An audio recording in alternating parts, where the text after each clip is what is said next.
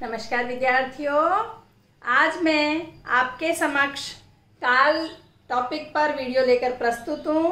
कई विद्यार्थियों ने रिक्वेस्ट की थी कि मैम टेंस पर वीडियो बनाइए, काल पर वीडियो बनाइए। तो आइए जानते हैं। काल काल एक क्रिया की स्थिति का नाम है। क्रिया की स्थिति को दर्शाता है ये। क्रिया की स्थिति अर्थात क्रिया के घटित होने का समय, क्रिया के होने का समय बताने वाले शब्द काल कहलाते हैं। यानी क्रिया का वह रूप जिससे क्रिया के घटित होने का पता चलता है। काल के भेद देखिए। काल के भेद 3 होते हैं। इनका कोई निश्चित क्रम नहीं होता है। आप स्वेच्छा से जैसा चाहे वैसा क्रम रख सकते हैं। पहला भूतकाल, दूसरा वर्तमान काल,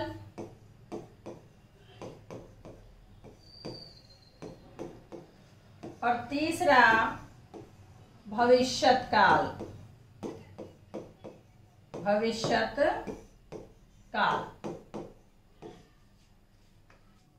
आइए अब एक एक को विस्तार से पढ़ते हैं। पहला भूतकाल। भूतकाल का अर्थ होता है बीता हुआ समय। भूतकाल के भेद देखिए। भूतकाल के 6 भेद होते हैं। 6 भेद। पहला सामान्य भूतकाल, दूसरा संदिग्ध भूतकाल, आसन्न भूतकाल, पूर्ण भूतकाल, अपूर्ण भूतकाल और हेतु हेतुमत भूतकाल। सामान्य भूतकाल में अभी एक वाक्य देखते हैं, उससे समझेंगे इसको। सीता ने भोजन किया। यानी ये क्रिया भूतकाल में हुई, लेकिन कब हुई समय का निश्चित पता नहीं चल रहा है। इसको कहेंगे सामान्य भूतकाल। दूसरा संदिग्ध भूतकाल, यानी काम में संशय है कि काम हुआ भी होगा या नहीं होगा। तो इसका वाक्य देखेंगे। सीता ने भोजन किया होगा। सीता ने भोजन किया होगा, यानी यहाँ संदिग्ध है, संशय है कि किया भी होगा या नहीं किया होगा। तीसरा है आसन्न भूतकाल। आसन्न का मतलब होता है समीप बैठना या समीप वाला। तो वर्तमान काल के ठीक पहले वाला समय आसन्न भूतकाल कहलाता है। जैसे सीता ने भोजन किया है। सीता ने भोजन किया है। अब आप कहेंगे कि है जो सहायक क्रिया है तो वो तो वर्तमान काल की है, लेकिन यहाँ भोजन किया है यानी ये क्रिया संपन्न हो चुकी है। इसलिए जितना भी समय अभी से पहले तक का जितना समय समाप्त हो चुका है वो भूतकाल के अंतर्गत आएगा। चौथा भेद देखिए, पूर्ण भूतकाल। पूर्ण भूतकाल यानी आसन्न भूतकाल में क्रिया अभी अभी संपन्न हुई है और पूर्ण भूतकाल में बहुत पहले क्रिया समाप्त हो चुकी। जैसे सीता ने भोजन किया था। यहां सहायक क्रिया था का प्रयोग होगा, यानी भोजन किया था, बहुत पहले इसको क्रिया को संपन्न कर चुके। चौथा भेद। पांचवा भेद देखिए, अपूर्ण भूतकाल, यानी क्रिया पूर्ण नहीं हुई थी। सीता भोजन कर रही थी। सीता भोजन कर रही थी, यानी क्रिया चल रही थी। और अंतिम भेद देखिए, हेतु हेतुमद। हेतु हेतुमद में कंडीशनल वाक्य होते हैं, शर्त वाले वाक्य होते हैं। तो देखिए इसका वाक्य बनाते हैं। यदि सीता ने मेहनत की होती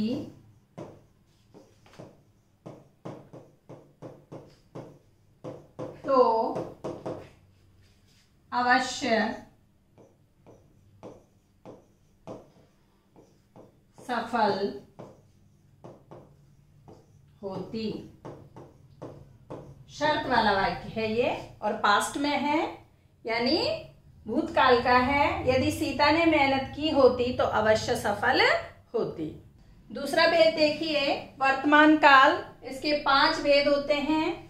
चल रहा समय वर्तमान काल कहलाता है। इसके भेद देखिए, सामान्य वर्तमान, अपूर्ण वर्तमान, संदिग्ध वर्तमान, संभाव्य वर्तमान और आज्ञार्थ वर्तमान। सामान्य ऐसा है जो आपको तीनों में मिलेगा, सामान्य भूतकाल, सामान्य वर्तमान काल और सामान्य भविष्यत काल।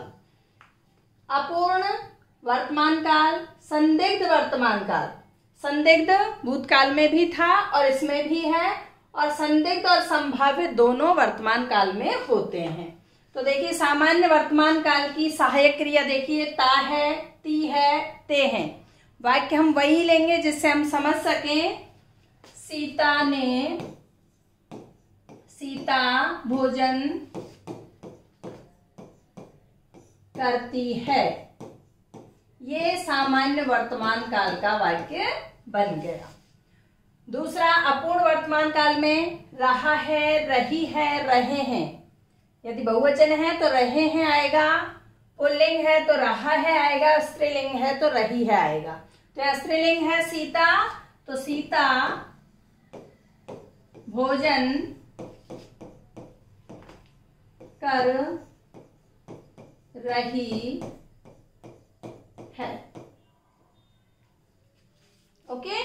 इसके बाद संदिग्ध वर्तमान काल, वही संशय का भाव है, यहाँ काम हुआ या नहीं, तो इसकी सहायक क्रिया है ता होगा, ती होगी, ता होंगे। तो इसका सेंटेंस देखिए, इसका वाक्य देखिए, सीता भोजन करती होगी। अब देखिए संभाव्य वर्तमान, इसमें भी संभावना है कि वर्तमान काल में काम हो रहा होगा या नहीं होगा, लेकिन जब सामान्य वर्तमान काल में ता होगा, ती होगी, ता होंगे, सहायक क्रिया लगेगी तो संदिग्ध वर्तमान काल होगा। और जब अपूर्ण वर्तमान काल में रहा होगा, रही होगी, रहे होंगे, सहायक क्रिया लगेगी तो संभाव्य वर्तमान होगा। वाक्य देखिए किस तरह से बनेगा। सीता भोजन कर रही होगी, सीता भोजन कर रही होगी। और अंतिम इसका आज्ञार्थ वर्तमान।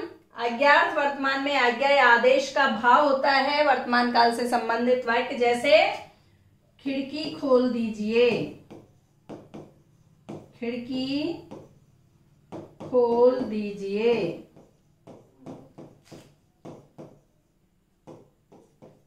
या दरवाजा बंद कर दो, दरवाजा बंद कर दो। तो इस तरह के वाक्य वर्तमान काल से संबंधित हैं और जिसमें आज्ञा या आदेश का भाव है, इन्हें आज्ञार्थ वर्तमान काल के वाक्य कहते हैं। तीसरा भेद देखिए, भविष्यत काल यानी फ्यूचर टेंस, आने वाला समय। इसके 4 भेद होते हैं। पहला भेद है सामान्य भविष्यत काल और इसकी सहायक क्रिया है एगा, एगी या एंगे। दूसरा भेद संभाव्य भविष्यत काल, इसमें संभावना सूचक शब्द का प्रयोग किया जाता है। आज्ञार्थ भविष्यत काल, इसमें इएगा सहायक क्रिया होती है। और हेतु हेतुमद भविष्य काल, जैसा कि आपको पता है शर्त वाला वाक्य होता है। हेतु हेतुमद का अर्थ शर्त वाले वाक्य से है, शर्त से है। तो हमने भूतकाल में भी हेतु हेतुमद भेद पढ़ा था और वर्तमान में कोई शर्त लागू नहीं होती है, इसलिए वर्तमान में ये भेद नहीं था। और भविष्यत काल के लिए भी शर्त लागू होती है, इसलिए इसमें शर्त वाला जब वाक्य बनेगा तो हेतु हेतुमद भविष्यत काल कहलाएगा। कैसे अब वाक्य बनाते हैं, वाक्य वही लेंगे हम। सीता भोजन करेगी, ये सामान्य भविष्यत काल का वाक्य हो गया, सीता भोजन करेगी। अब संभाव्य भविष्य काल में मैंने आपको बताया संभावना सूचक शब्द होगा, तो शायद लगा दीजिए वाक्य में, शायद सीता भोजन करे या करेगी, दोनों ही कह सकते हैं। ओके, उसके बाद अज्ञात भविष्य काल में ईएगा सहायक क्रिया होगी, तो सीता भोजन करिएगा, सीता भोजन करिएगा। और हेतु हेतु मत भविष्य काल में शर्त वाला वाक्य बनेगा, यदि सीता मेहनत करेगी तो अवश्य सफल हो जाएगी। ये वाक्य बन गया शर्त वाला, हेतु हेतुमद वाला, यदि सीता मेहनत करेगी तो अवश्य सफल हो जाएगी। तो एक ही वाक्य को लेकर हमने तीनों कालों में अलग अलग भेद देख लिए हैं, काल देख लिए हैं, काल का रूप देख लिया है। काल का रूप या काल का अर्थ मैंने बताया था क्रिया की स्थिति, क्रिया का रूप, क्रिया किस समय घटित हुई वही रूप जो होता है वो काल कहलाता है। तो भेद देखिए, सामान्य तीनों में था, संभाव्य भविष्यत काल ये सिर्फ भविष्य काल में है, और भूतकाल में संदिग्ध भूतकाल था, और संभाव्य और संदिग्ध दोनों वर्तमान काल में थे। अज्ञात वर्तमान में था और भविष्यत काल में है, और भूतकाल में ये भेद नहीं था। वर्तमान काल में अपूर्ण वर्तमान काल था और भूतकाल में पूर्ण और अपूर्ण दोनों भेद थे। और हेतु हेतुमद पास्ट में था यानी भूतकाल में था, और भविष्य काल में है क्योंकि वर्तमान पे कोई शर्त लागू नहीं होती है। तो ये थी कल की वीडियो। मैं उम्मीद करती हूँ कल आपको समझ में आ गए होंगे। वीडियो अच्छी लगे तो लाइक, शेयर और कमेंट कीजिएगा। धन्यवाद।